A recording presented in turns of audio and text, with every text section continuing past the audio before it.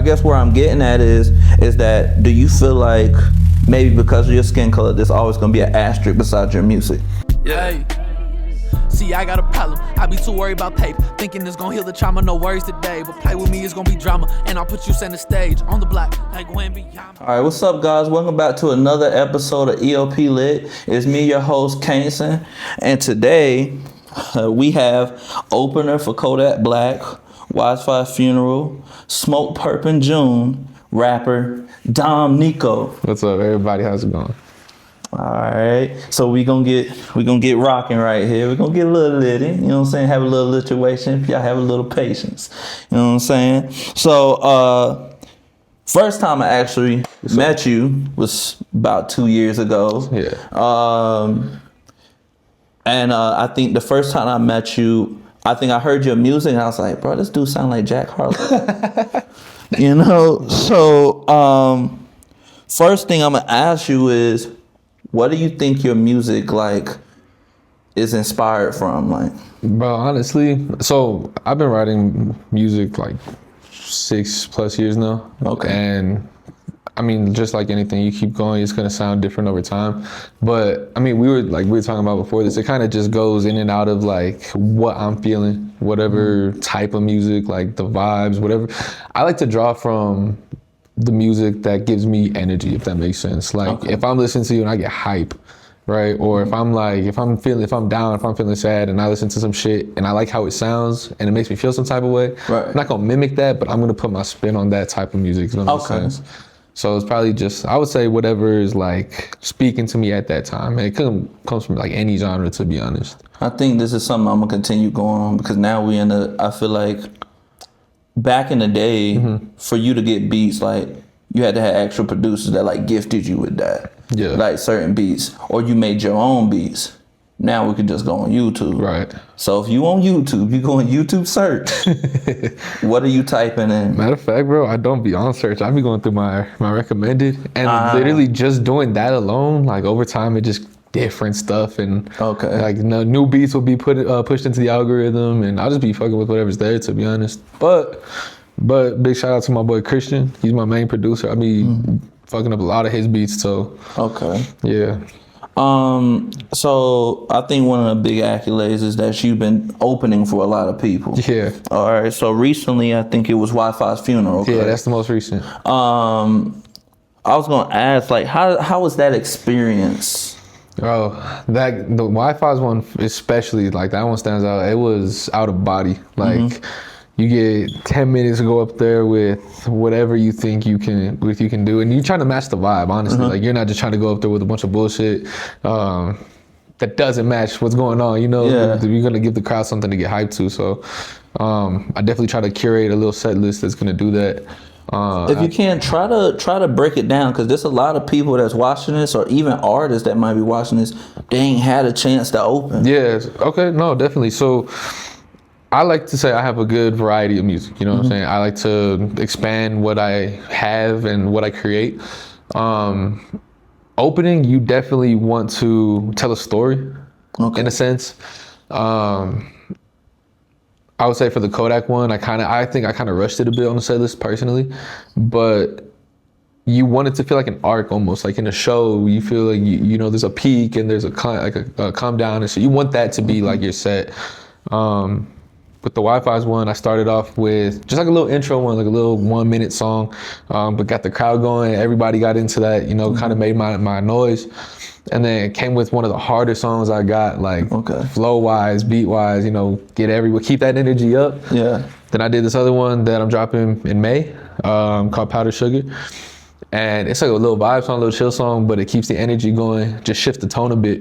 And I end off on Power. I dropped that one back in December, right before Kodak.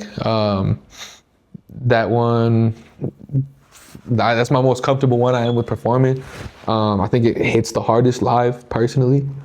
And so just to go out on like a banger like that really brings the set to the close it should. They try to help the imagery. Exactly. Just the imagery of everything. How many people we talking? Wi-Fi's, I would say, probably around 100, 150. Was I don't know. I couldn't say for my set personally. I would say probably in the range of 75 to 100. Because I was one of the later openers, but that it for sure wasn't as packed out as it was. It got packed out towards the end of the set. I ain't gonna lie. I don't know if more people from the back just started coming to the front. Okay. I don't know, bro. It's like I got on there, more people were there. That's how it felt. But the fucking Kodak one was crazy. That one was like 200 to 300 when I got on probably, and then by the time Kodak got there, it was like 500 plus probably. So I mean, I don't know if you've seen what 100 people looks like in a photo, but bro, just 100 alone is crazy. You know? Yeah. And then you got people on stage with you who are like turning you up, hype men and other artists and everything, you know? Which that was love, bro. At the Wi-Fi's one, there was hella love between the artists. I fucked with that. Y'all was on stage hyping each other up, so that gets the crowd going too. So that was gonna be one of my questions. So you met with you opening? Do you always meet who you open for? Yeah. Except for the Kodak one, I did before I had the chance to. I honestly, because I was the first opener at that show, and I wasn't honestly when my homies was there, I wasn't trying to stick around. And then with the Wi-Fi's one, bro, I did my set. I was there till Diego Money, which was right before Wi-Fi's. And then I had to dip. I had some shit pop off and I had to dip. But that one, they had a whole after party, bro. Wi-Fi stayed and partied with them. I'm so sad I missed that one. But that one looked crazy. Not too sure what's happening with Smoke Prep yet, if there's gonna be like an after party with that one. But I'm for sure, like we're gonna get to meet, bro. Obviously, we know we're opening with them, so. Okay. Do you feel like, okay, you meet them, bro? I always thought about this. You know, like some people always made it feel like it's corny. Like, you know, like J. Cole was talking about he used to wait outside for Jay-Z so he get the demo. Do you feel like you have to pitch yourself to these that's already made it? I think that there's only so much you can do with that. Obviously, you want to get yourself out there. You want to be seen, you know, by whoever has a set. You want to get seen by these artists, obviously. You make the right impression, who knows? But at the end of the day, like, if your goal is to get signed, you're not going to go talk to an artist. You're going to go find an A&R, you're going to go find somebody in a label, and you're going to go pursue being signed. You know, now, that's just nowadays because, you know, streaming is such a big thing, social media is such a big thing. Right. You know, the artists are the image. They got a whole team behind them that is working on that. So their influence, I mean, if they have a label, shit, chase that, I guess. But I would say just focus on your brand, focus on marketing yourself, because marketing is a huge thing now. Right. You got to stand out. You can't just be, you got to make noise. You got to make noise on social media. Do you think it's corny to be like, hey man, shout me out on No, your page? hell no. You know what I'm saying? Hell no. Like, okay. Not at all. All right.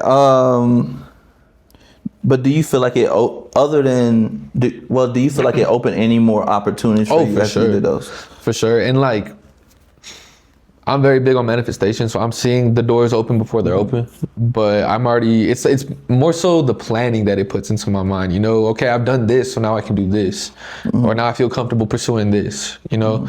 And then it's also put me in other lanes that I never expected to be in. I've got to meet people I never expected to meet, heard different music, and like experience different parts of the industry essentially that we're in, at least on a local level. That has kind of helped me like tighten up my vision for myself, if that makes sense. Okay. Is it hard for you not to get the big head after you done open up for some people who got some names, you know, got some clout to them?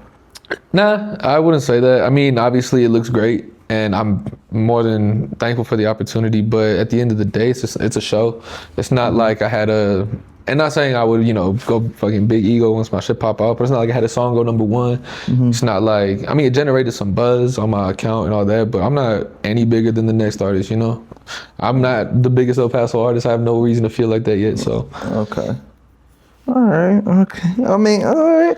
You know what I'm saying? Cause that was what I was getting. Is like some people be feeling like if they get these certain opportunities, then like, oh yeah, like I'm doing better than you. You know what I'm saying? Like I wasn't getting paid to do these shows. You know what I'm saying? I'm not. It's an opportunity, and I think, bro, any opportunity given to you is an opportunity from God. So you got to be humble for that. Okay.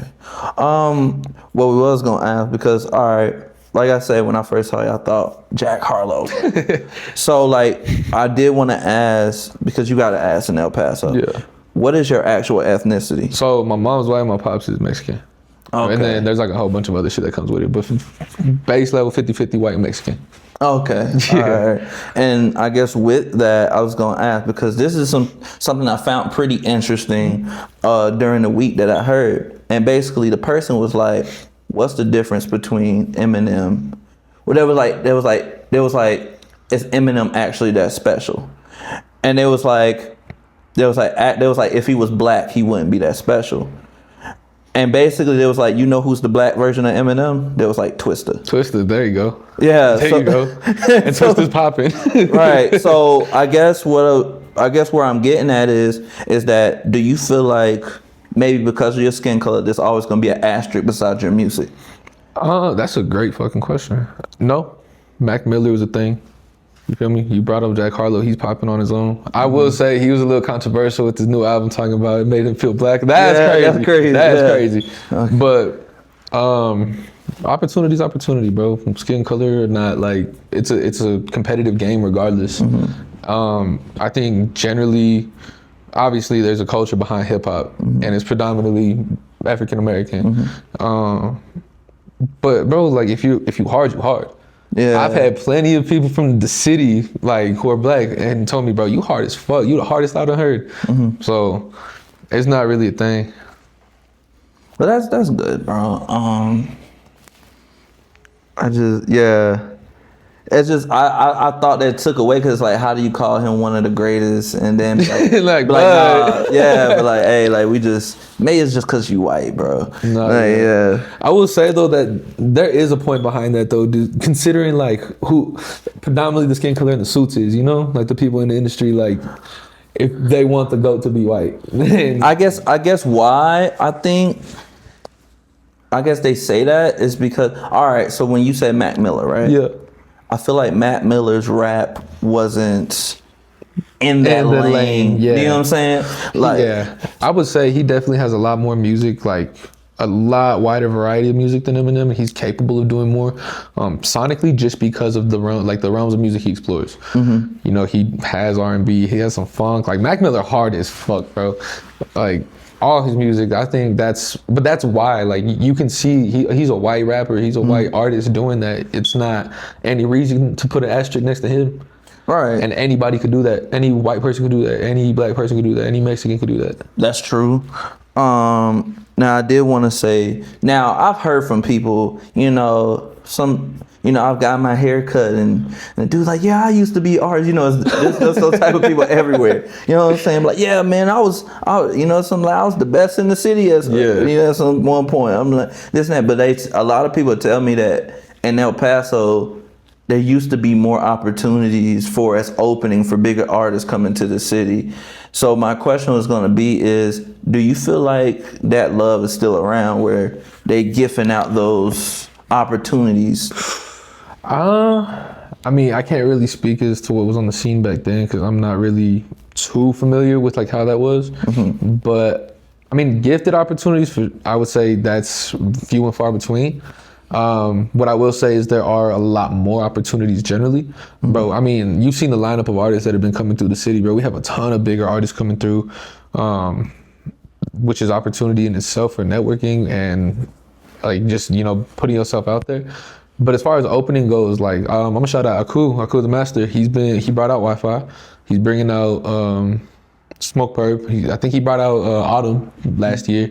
So like he's been bringing artists out and giving local artists opportunities to put themselves on those lineups and get media, get show experience, stuff like that. Now, what you had said now though, because with me also, I'm an artist, but I'm stepping into the promoter's side. But what you saying that these are people like Kodak, Wi-Fi's funeral.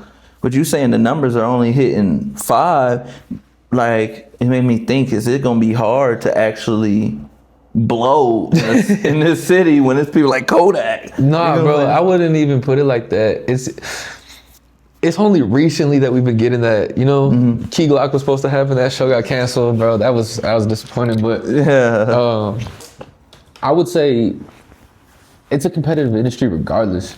You want to be up there with the big names, you got to compete with the big names, Yeah. So, I mean, grow your audience how you got to grow it. Start small, stay down till you come up, Is there any artists in El Paso that you haven't worked with that you would want to work with? Ooh, that's a great question. Crystal Poppin, just shout out. I'm cool with her, like not her, but with her fam. Love to do a song with her. That's the easy answer though. There's a couple, man. Schizo's hard. I fuck with his sound. I have a couple in the works. I think I told you I am working with the Cool on one. Bro, I don't know. I feel like a lot of the music that I hear, and this ain't no shade to no rapper, bro. I feel like my style with like the whole, I mean, you and me got a song together. Yeah. Bro. You know, I like attacking a beat and shit, you know? Yeah. I don't really embrace that auto-tune lane too much. And a lot of what I hear embraces that, and there's no shade. I just can't do that, you know? Yeah. At least not very good yet. So I'm trying to like think of who I would sound good with, you know? There's a ton of people I'd love to work with. That makes sense, bro. I ran into some, I guess, trouble when like, all right, when you like, hey, we gonna collab? Yeah, let's collab. But then if you notice that you and the artist are on totally You can't ends of the force it. spectrum, Yeah. you like what? Bro, yeah. You're on YouTube. You're looking for beats. You're like, Straight bro. like that. Either one person has to conform to the other style, Exactly. or And like, right there. I mean, there's ways to make certain sounds work, but like, I don't know. I haven't found. I mean, not that I've tried, but I haven't found like an artist who I could just go to the studio with and like sit there and work, like build a song from scratch, and we can really make something work, as opposed to, hey, I'm gonna send you this open or something like that, you know? And you do what you do. Yeah, exactly. You know. Okay, with that, has somebody ever sent you? Have you ever sent them an open and told them, nah, rewrite it? Nah, but that's because I also don't go looking for features a whole lot. I only ever look for features every now and then when I hear something that I know an artist would sound good on. Has anybody told you to rewrite yours? Nah.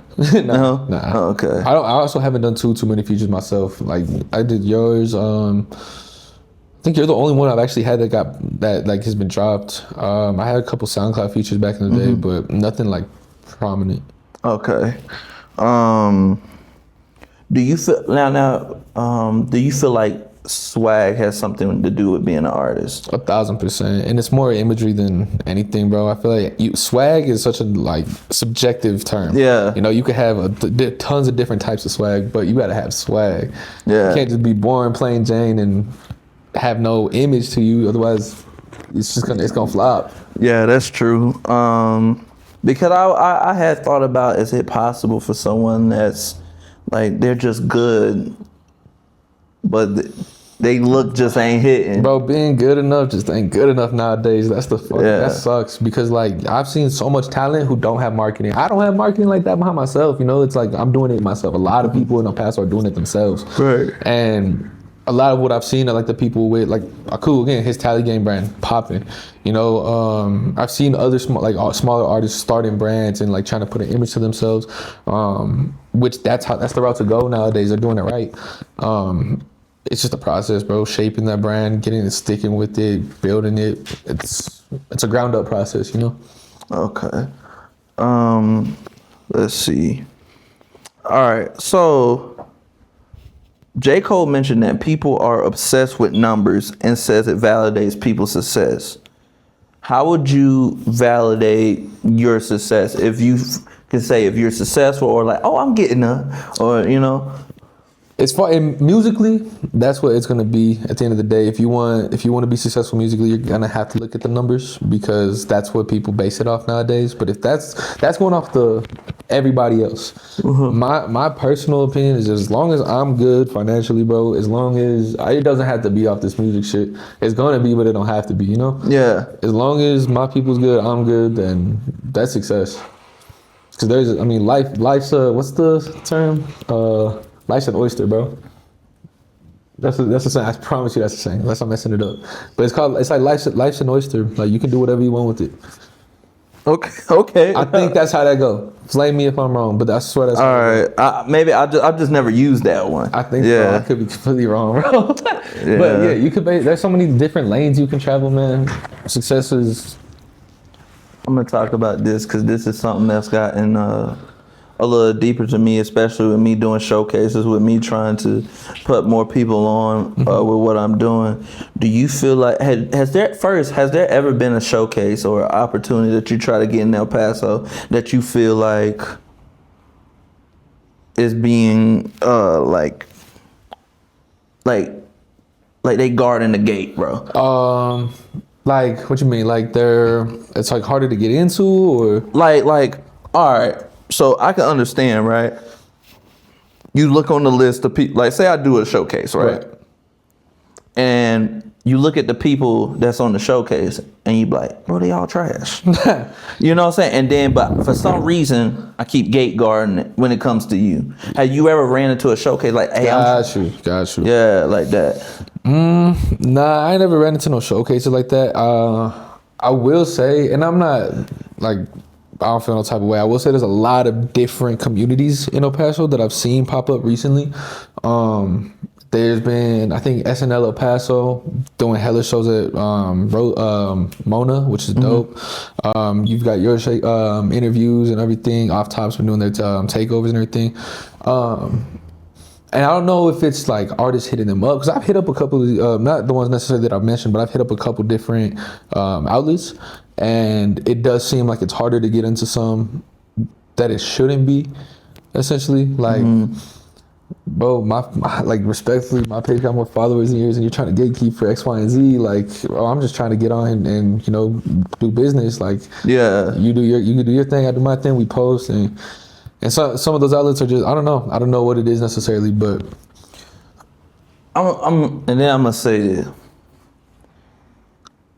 All right, if somebody has a showcase, would you feel offended if they make music and they're telling you your shit's trash when their shit is trash? Offended, nah. I might laugh at them, but like, it's all subjective. If they think my shit's trash, yeah, my shit trash. I know it's not. I know the other person don't think it is, but if you think it is, you think it is. I'm gonna tell you your shit trash too. Yeah. You know? Yeah. I guess that's just something in El Paso that I've never understood, is that like, it's like some people decide to put on, like, for example, with my showcases, these people, everybody that's up there is not like, hey, we hang out, PlayStation, we balling every day or something. You know what I'm saying? Like, that's not what it is. It's like, hey, like, all right, I listen to your music, bro. That's dope. You know what I'm saying? Yeah. You know, like, even some people, like, I might not even if I don't even,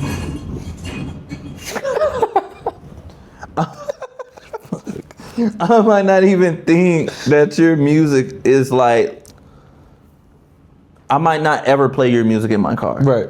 But I don't feel like that should mean I get to say whether or not you hard or not. Yeah, like, at the end of the day, bro, it's like, hey, like how I did the one that's coming up on May 23rd. It was Be there. Yeah, for real, be there. It's gonna be like that. But how I did it was, I was like, I put it up there, hey, I need artists. Yeah. It starts coming in the DM. Hey, bro, you know what I'm saying? Oh, hey, you still got a spot open, blah, blah, blah. Exactly. Yeah. All right. First come, first serve. Yeah. Now, if you knew, you saw, now some people saw the post. I sent it to people.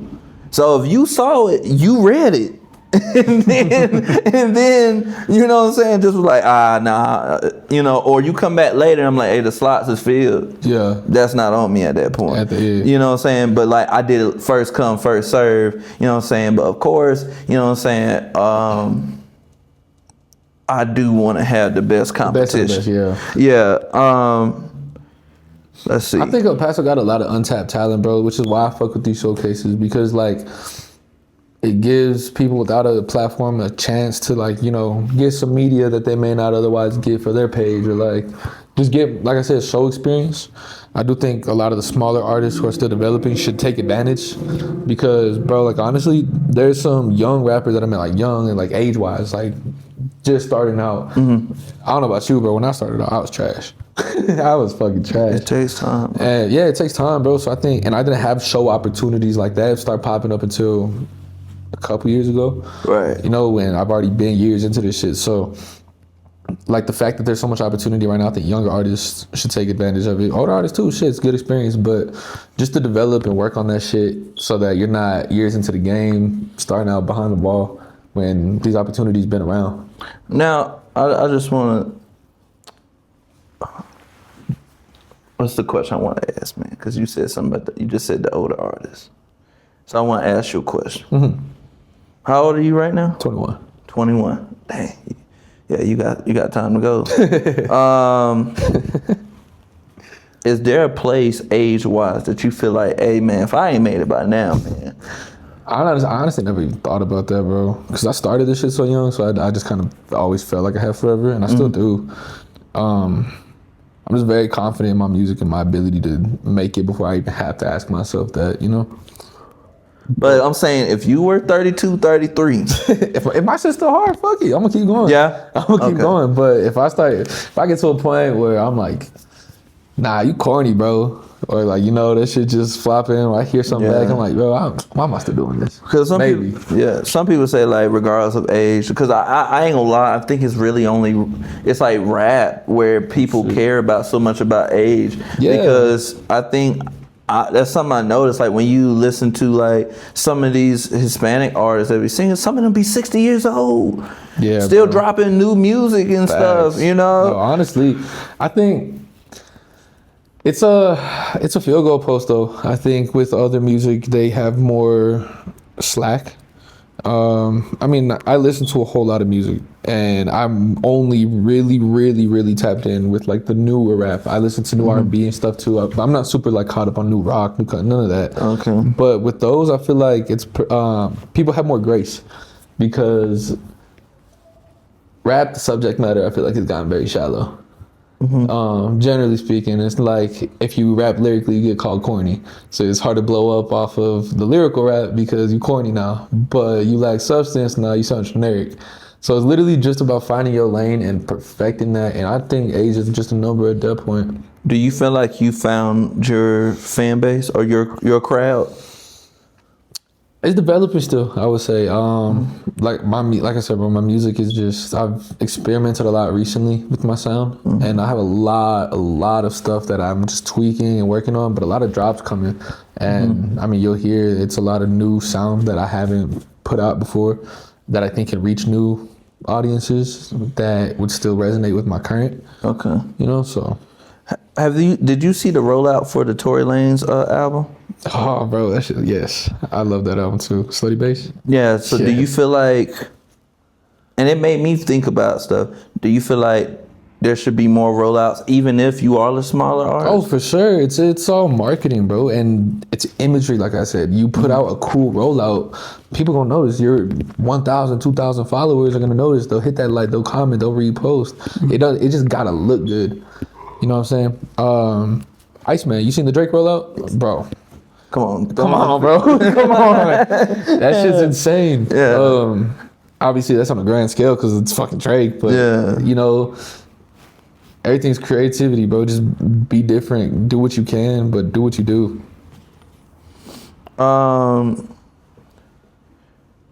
Just speaking from, because we were talking about it a little bit, it takes a lot of time to put into this. Like, can you speak, because I feel like this is something older artists maybe don't understand because they didn't really have to do it in the time. It's like, hey, my label do it. In this time, how do I say it? Can you talk about like how much effort goes into keeping up a social media presence? Oh my God. I'm not a social media person, bro. I've been trying to get into like posting more consistently. I hate posting though. It's hard. You got to come up with it. It's not hard in the sense that it's like simple as pushing a button, but you got to come up with ideas. You got to act out those ideas. You got to make sure everything looks good. I'm like I told you, I'm a perfectionist, bro. I don't like putting out bullshit. Right. And even some of the shit I got out, I'm like, okay, bro, it's as good as it's gonna get for what I have right now. So I'm just gonna push it out, and it does good enough, you know, for what it is. I would say, but it could do better. But just fucking consistently pushing out content is like a second job. Yeah. It's another job. It is. I just want to switch the tide a little bit because we were talking about features and we were talking. Now, Has there ever been an artist that hit you up for a feature that you were like, bro, you suck, so I'm gonna make you pay? Nah, I've had people hit me up though for features, and I've honestly, I charge 50 a verse, bro. And if you want like I'll do 50 a verse for if I fuck with you, I'll do it for free. But generally speaking, I charge 50 a verse. I'm not. If you want a feature, I'll give you a feature. But it's like if you were to get. When somebody puts time into their craft for a certain amount of time and they charge you an outrageous number for an hour or 2 hours of service, they're not charging you because of how much time they spent that day. They're charging you for how much time they spent leading up to that day perfecting their craft. Right. And I've spent a ton of time on my writing, and I take great pride in it. And if I'm gonna give you a feature, I'm not gonna give you no bullshit, but I'm gonna give you some of the hardest shit that I can give you based on what you gave me. And that's worth something to me, you know. So even if it's $50, like it's my craft essentially. Yeah, because my next question was gonna be, where did you get at a certain point where you said, yeah, I'm gonna start charging people? Honestly, bro, if I could play all my unreleased shit, bro, I've wrote some of the hardest music I've made recently.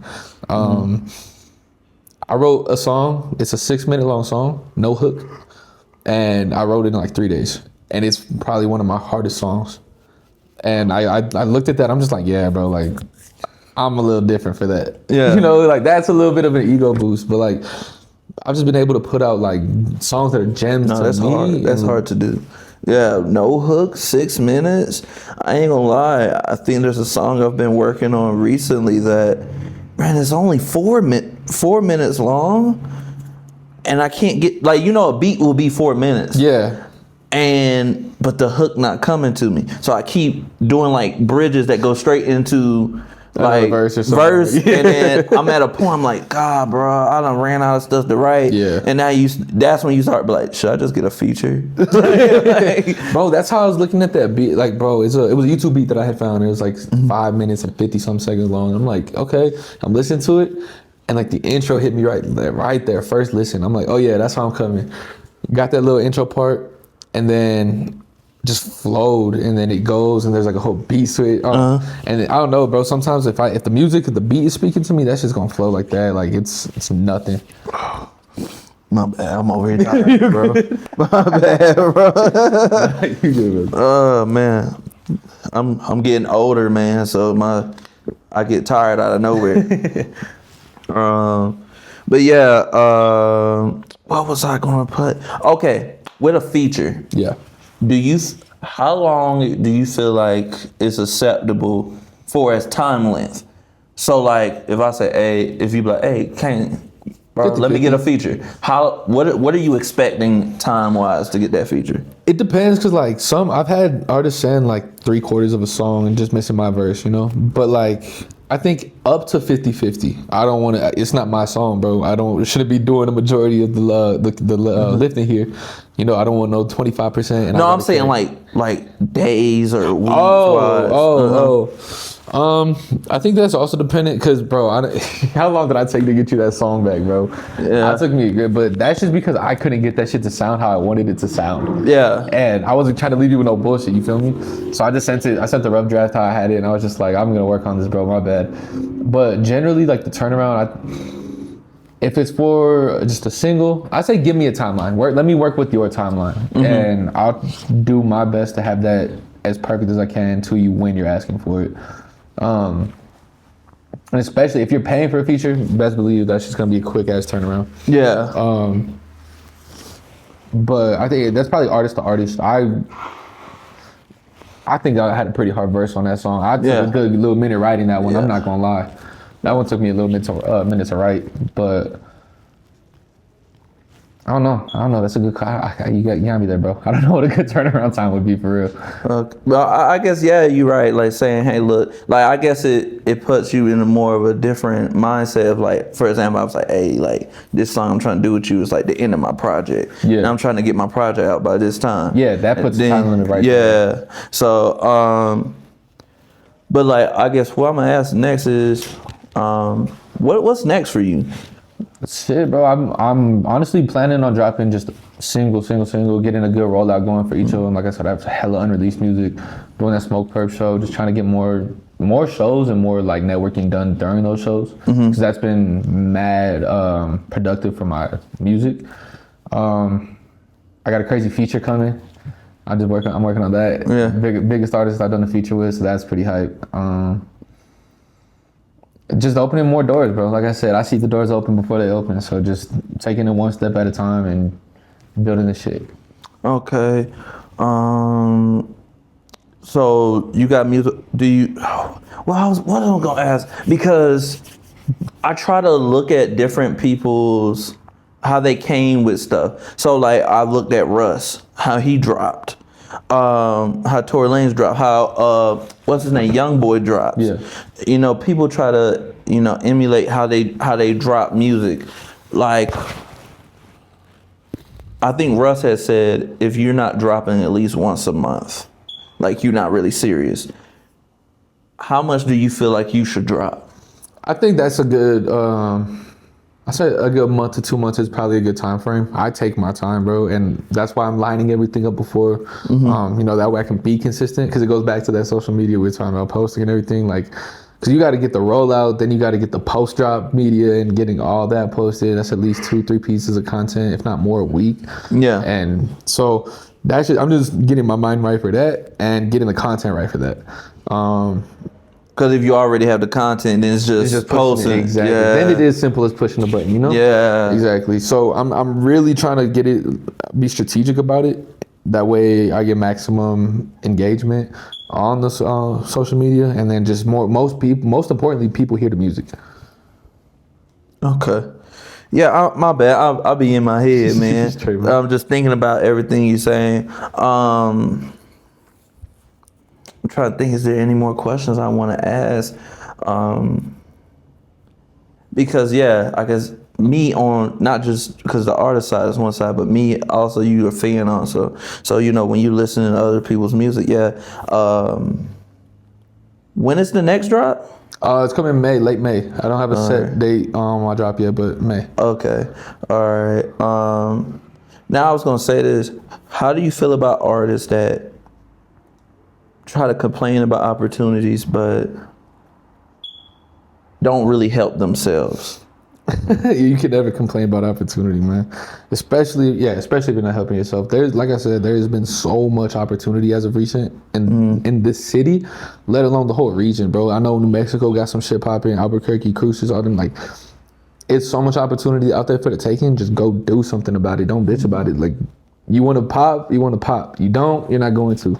You're going to put yourself out there and meet and network and, you know, do what's right for you as an artist, or you're just going to sit back and wait for something to fall in your lap, and it's not. This is literally, bro, the opportunities presenting themselves as they are, is it falling into our laps. Yeah.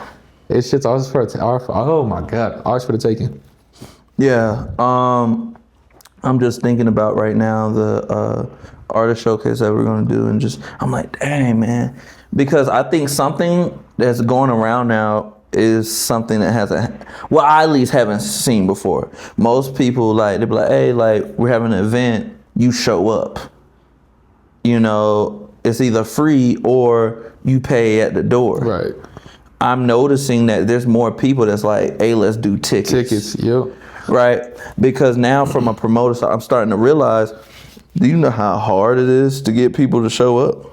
That's why tickets are the move, bro, because they're buying an obligation to that day. Now you get your tickets a month in advance. Now you got a plan for that month in advance, as opposed to, I could go to this free show, or there's another move that sounds a little bit better. Right. They're both free. You know, that now you're competing with something that they have no obligation to, or when they have no obligation to you. I'm sorry. Now I've had this conversation with my girl before. Do you feel like there's anybody in the city that has like true motion? A couple. Okay, I mentioned Crystal earlier. She's doing her thing, man.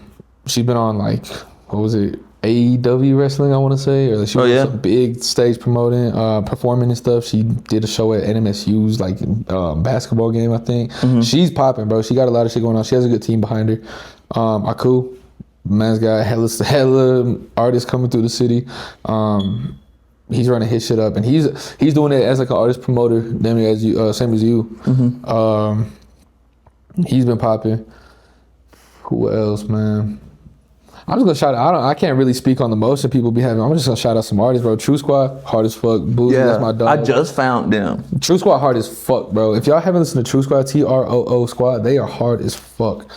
I was telling my girl, I feel like they sound like the Migos. I think they're harder, bro. And like, if there was somebody I had to, yeah, like they're a group of three. If y'all don't know, they hard as fuck. They the homie, bro. I fuck with them. I met them all. Like they cool peoples. Shit, who else, man? Boozy, I told you, that's my dog. Shout out Ray, that's my homie. Day one. He made hard as fuck music too. We got some shit going. Birdhouse Global. That's our little brand. We be making music under that. He's hard as fuck too. Just waiting for him. I'm waiting for him to pop his shit, bro. I can't wait for him to put his shit on. All right, my personality about to come out, bro. The question is starting to hit for me. So this is my question for you. Let's hear it. You know how they always say, "Oh, this is the rock star life," blah blah blah. All right, well, you've been performing. Yeah. And you've been in some venues where some crazy shit. Right. Have you had a crazy moment yet as a performer? Bro, this Wi-Fi show, this one hit, bro, because I had that Kodak show was dope, but nobody was there to see me. You know what I'm saying? The crowd got lit for when it got lit when I was done with my songs. They was hype, but it wasn't. I didn't have that effect yet. This one was a more intimate venue, still a good amount of people, and like I said, there was artists on stage like hyping everybody up. So it definitely created a better energy. But I got done performing Powder Sugar, and that's the one I'm dropping. I was gonna go into Power, my fourth song, so it was my third, it's my last song. And the beat rolled out on that one, and I'm like trying to talk to the crowd real quick, and I couldn't, bro. Like everyone was so fucking loud, I couldn't speak over them, and they kept cheering. I was like, yo, that is surreal, like. Yeah. And so, after I heard that, I gave that last performance my everything, bro. That shit, I felt like I was out of body, like just floating, bro. That was probably the craziest moment, I would say. So I'm gonna ask you, has there yet been a girl that hit you up off of you being a performer? Bro, yeah. The music definitely does that for me. Just being like a straight groupie. Straight groupie? Nah, I don't know about that. Maybe shit, but I don't pursue it, so I wouldn't like. Yeah. I wouldn't find out. But it's all surface level, man. It's good for the imagery. But yeah. It's keep it at that. Okay, all right. But you have anything else that you wanna? Shit. Powder Sugar dropping late next month. Be on the lookout for that. Smoke Perp June 19th. Make sure you get your tickets. We got our showcase May 23rd. Be fucking there. We going and we going crazy. Come for that belt, man. You was talking about that. I'm coming for that belt, man. I'm hyped for that. Yeah. It's gonna be the hardest of the hard right there, bro. Shit, tap in, Nico, man. All right, well, shoot, man. I don't never lie to y'all, man. I kept it litty. You know, we had a little lituation. Y'all had a little patience. With that being said, peace. Nice. 43.